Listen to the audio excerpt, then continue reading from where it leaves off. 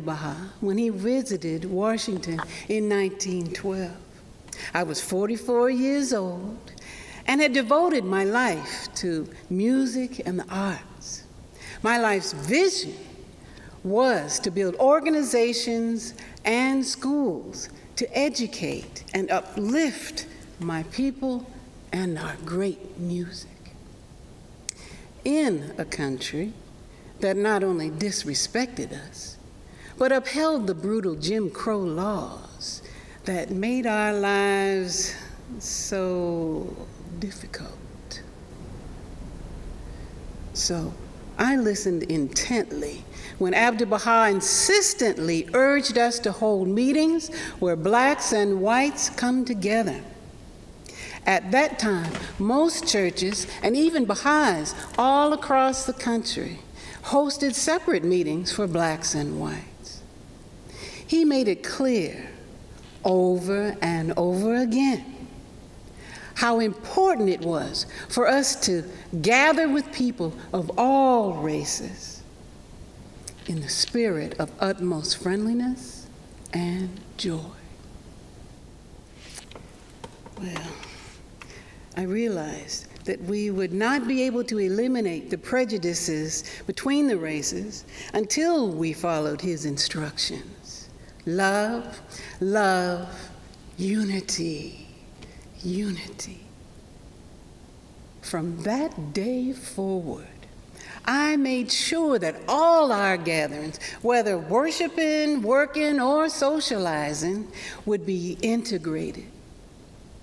That, of course, would include the Washington Conservatory of Music and the School of Expression, which I had founded in 1903 to promote the arts for children and adults. You should know that it was most helpful to have our Baha'i friend, Mr. Lewis Gregory, to assist me on the board of directors there. I think I'm ahead of myself. I need to talk with you about the journey that prepared me to become a Baha'i. I was raised in Oberlin, Ohio, and I'm so grateful to the city's founding fathers who, unlike most city leaders in America, valued and embraced the integration of the races, and in 1835 began a legacy of integration of welcoming and helping freedom-seeking slaves. And then in 1869, that brave little city embraced my family and welcomed me into Oberlin's integrated schools. This early education opened the doors for me in 1889 to become the first black woman to graduate from Oberlin's Conservatory of Music as a piano major. This education, followed by my study of the piano in Europe and through performing concerts in America, enkindled my desire and tuned my talents to uplift people of all races through education and music. Such an illustrious beginning, however, did not spare me or my husband of the indignities of racism we faced as we lived and traveled throughout America. But that's another story for another time. Today, I want to tell you about Abdu'l-Baha. When I heard Abdu'l-Baha's inspiring message of the oneness of humanity, I was emboldened by his words and actions. I immediately embraced his cause, that of his father, Baha'u'llah.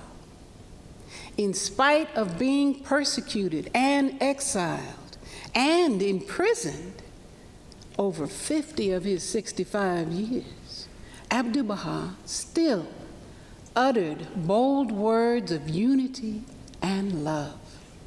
Words like, quote unquote, the diversity of the human family should be the cause of love and harmony, as it is in music, where many different notes blend together in the making of a perfect chord.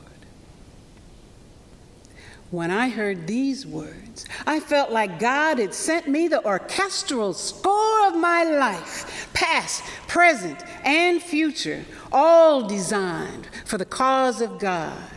For my whole life, I had been guided to this vision, a vision of God's perfect chord of unity, love, and justice. To now hear that vision manifested in the courageous words and actions of Abdu'l-Bahá, my fervent prayers had been answered. I knew now that my passions, all my passions, music, love, justice, and unity, had all been and will always be the fingers of God's directing humanity's greatest performance, the unity of the human race. His brave actions, decisive and surprising, with a singularity of purpose, declared that now is the time to break down the walls that keep us apart so we can build one home for our human family. For me, Abdu'l-Bahā's call to unity remind me of an old beloved spiritual. Swing low, sweet chariot, coming for to carry me home. The melody was actually a signal to the slaves that the time to escape had arrived, the time to board the Underground Railroad, that sweet chariot to the new home had arrived, and to a life of freedom we would go. Now it's time to board our sweet chariot of faith and carry us all to a new home where justice and love have uprooted prejudice and racism, where God has directed hearts and souls to build his kingdom on earth, our home. Swing low, sweet chariot, coming for to carry me home. Swing low, sweet chariot, coming for to carry me